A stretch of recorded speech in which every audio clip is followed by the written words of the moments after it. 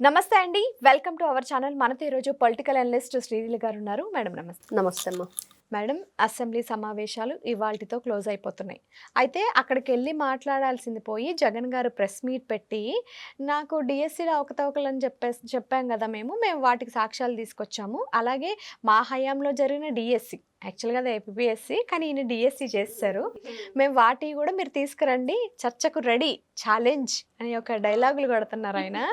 అలానే అంటే ఒక మాజీ ముఖ్యమంత్రి రేంజ్లో ఉన్నటువంటి ఆయన ప్రస్తుత ముఖ్యమంత్రి గారిని అలాగే వారి కుమారుణ్ణి అబ్బా కొడుకులు అనడం, అవును.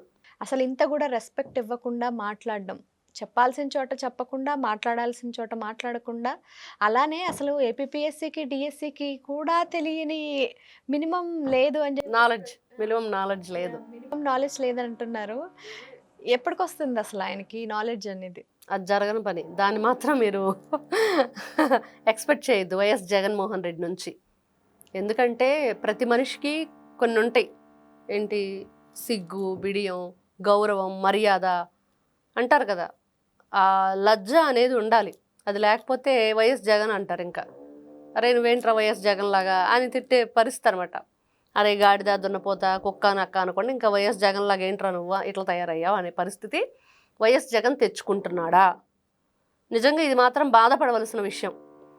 5 కోట్ల ఆంధ్రుల సాక్షిగా 2019-24 మధ్య ముఖ్యమంత్రిగా వెలగబెట్టిన ఒక వ్యక్తి ఈ రోజున అదే 5 కోట్ల ఆంధ్రులకి సాక్షిభూతంగా అసెంబ్లీ సాక్షిగా మీ వాయిస్ వినిపించాలని ప్రజలు మీకు ఓట్లేసి గెలిపిస్తే మీరేం చేశారు?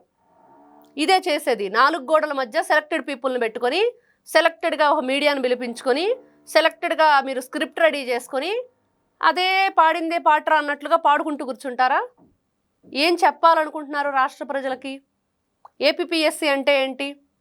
అసలు డిఎస్సి అంటే ఏంటి? ఏపీఎస్సీ ఎగ్జామ్ రాయటం వల్ల అభ్యర్థులు ఏ ఉద్యోగాలకు నియమితులు అవుతారు, డిఎస్సి ఎగ్జామ్ రాస్తే అభ్యర్థులు ఏ ఉద్యోగాలకు నియమితులు అవుతారు అనే కనీసం మినిమం నాలెడ్జ్ అంటారా, కనీస జ్ఞానం అనేది లేకుండా ఈ రోజున వైఎస్ జగన్ చేస్తున్న వ్యాఖ్యలు వింటుంటే నిజంగా సిగ్గుచేటు. ఇదేం కర్మ మన రాష్ట్రానికని నారా చంద్రబాబు నాయుడు గారు 2024 ఎలక్షన్ ముందు ఒక ప్రోగ్రాం చేశారు. అది ఇట్లాంటి పర్సన్కి మంచి సూటబుల్ అయింది. నిజంగా ఏం కర్మ ఈ రాష్ట్రానికి? ఏంటిది? మీరు సభలో మాట్లాడుతున్న మాటలేంటి? అసెంబ్లీకి రాకుండా 4 గోడల మధ్య చేస్తున్న ఈ చర్చ ఏంటి? దీనివల్ల ప్రజలకు ఉపయోగం ఏంటి? ఎందుకు అసెంబ్లీకి రారు అంటే సమాధానం చెప్పరు. ఎందుకంటే ఈ రోజున ఏపీఎస్సీ డిఎస్సి గురించి 4 గోడల మధ్య మాట్లాడాడు కాబట్టి ఎవరు అక్కడ అతన్ని క్వశ్చన్ చేసే పరిస్థితి లేదు. అదే మాట అసెంబ్లీలో మాట్లాడితే ఎలా ఉండిద్ది? అక్కడ ఉన్న కూటమి నేతలు ఎవరైతే ఉన్నారో వాళ్ళందరూ ఒక్కసారిగా పళ్ళు నవ్వుతారు.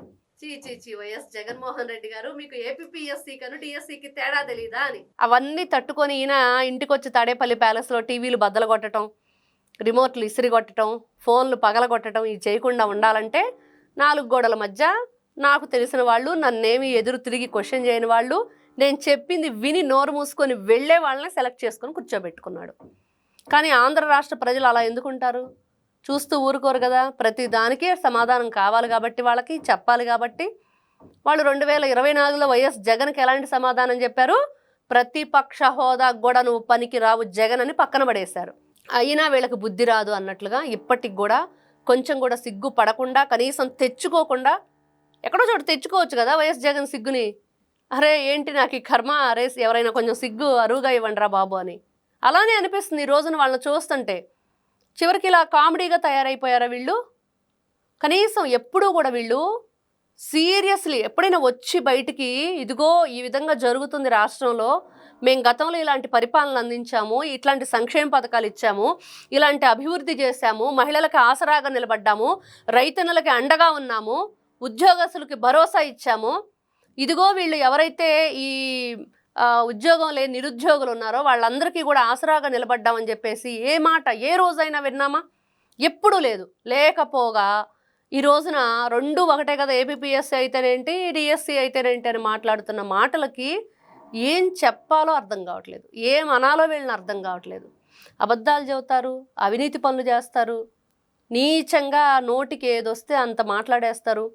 మరి ఆ డిఎస్సిలో అవకతవకలు జరిగితే డిఎస్సి అభ్యర్థులు ఎందుకు మీరు చేసిన ఏదైతే ఈ నిరసనలో నిరాహార దీక్షలు చేశారో వాటిల్లో 90 ఏళ్ళు 80 ఏళ్ళు ముసలాళ్ళు వచ్చారు, ఇంటర్ డిగ్రీ విద్యార్థులు వచ్చారు, ఒరిస్సా కూలీలు వచ్చారు, అసలు అభ్యర్థులేరి అక్టోబరు రేపు జరిగే నోటిఫికేషన్ ప్రిపేర్ అవుతా ఉన్నారా?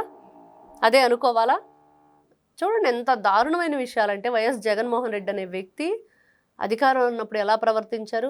మనుషులు చనిపోతారని చెప్పి తెలిసి నువ్వు జే బ్రాండ్స్ మద్యాన్ని తయారు చేయించావు. రోడ్లు వేయకుండా యాక్సిడెంట్లు అయ్యి ఎంతమంది చనిపోయారో తెలుసు.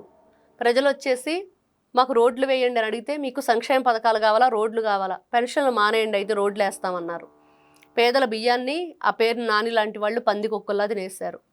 ఈ గుడివాడ గోండా అయిన ఈ కొడాల నాని ఏం చేశాడు, బూతులతో రెచ్చిపోయాడు. జోగి రమేష్ ఏంటి, తమ్మినేని సీతారాం ఏంటి, సిదిరి అప్పలరాజు ఏంటి, వీళ్ళంతా అసెంబ్లీని అసెంబ్లీలాగా నడవనిచ్చారా?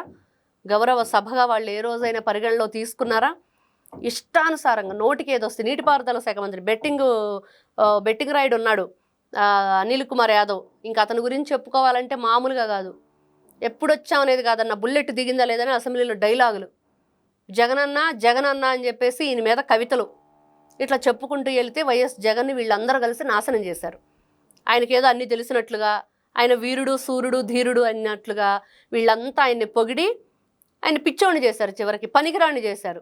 దేనికి నువ్వు పనికిరావు, వేస్ట్ ఫెలో అనేటట్లు ఈ రోజున ప్రజలు అడుగుతుంటే వాళ్ళంతా సైలెంట్ కూరుకుపోయారు.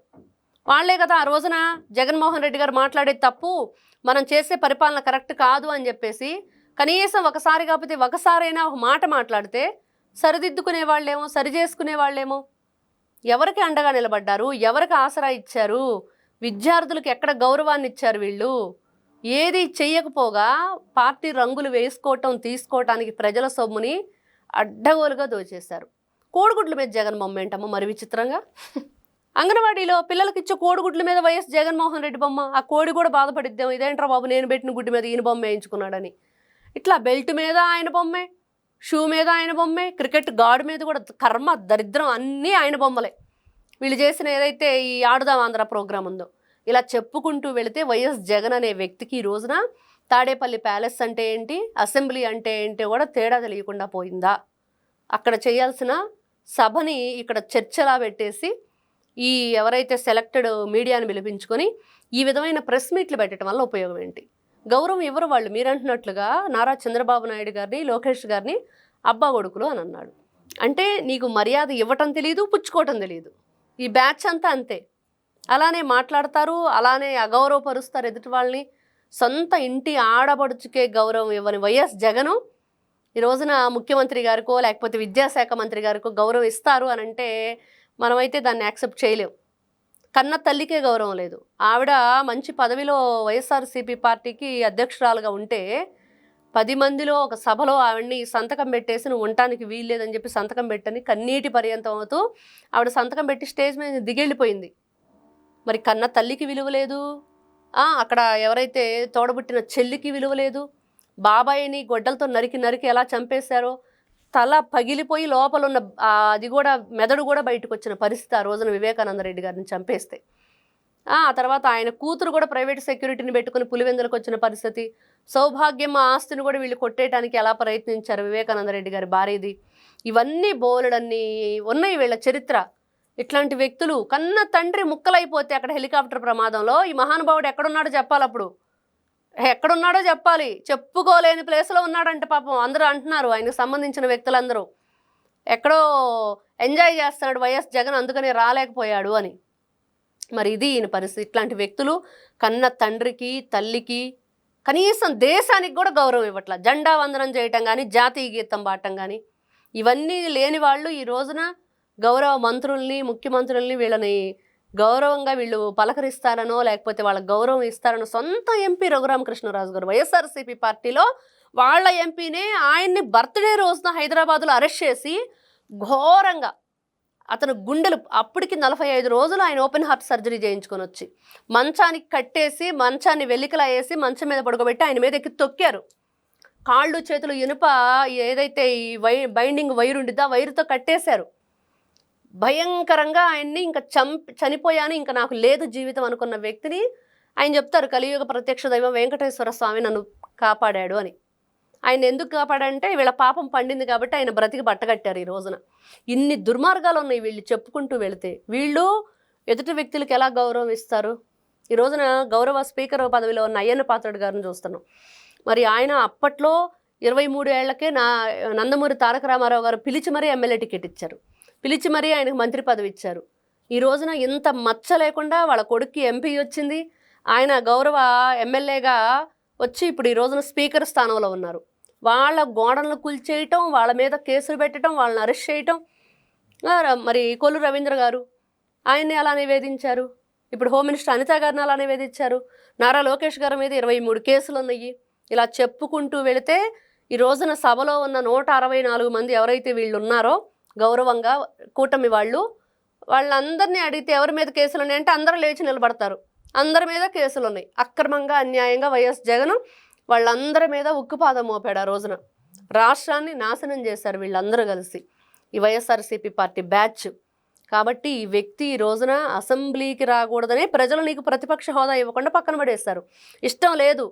గతంలో 2019-24 మధ్య అసెంబ్లీ చూస్తే తెలుస్తుంది మనకి ఇంత భయంకరంగా ఉండిద్దా. ఇది గౌరవ సభ, దాంట్లో ఏం మాట్లాడాలి? ప్రజల సమస్యల గురించి మాట్లాడాలి. వీళ్ళు ఇట్లాంటి వ్యక్తులు ఈ రోజున ఏపీపీఎస్సీ ఎగ్జామ్ గురించి, డిఎస్సి గురించి చర్చకు రాకపోగా కనీసం దాని గురించి అవగాహన కూడా లేదే. రెండూ ఒకటే కదా అనే పరిస్థితిలో ఈ రోజున ఉంటే ఇదేం కర్మ ఈ రాష్ట్రానికి? ఇలాంటి వ్యక్తుల గతంలో ముఖ్యమంత్రిగా చేసింది, ఇలాంటి వ్యక్తి ఈ రోజున రాష్ట్రంలో ఒక నియోజకవర్గమైన పులివెందులకి ఎమ్మెల్యేగా ఉంది అనేది ప్రజలు బాధపడుతున్న పరిస్థితి. Okay, thank you madam. నమస్తే.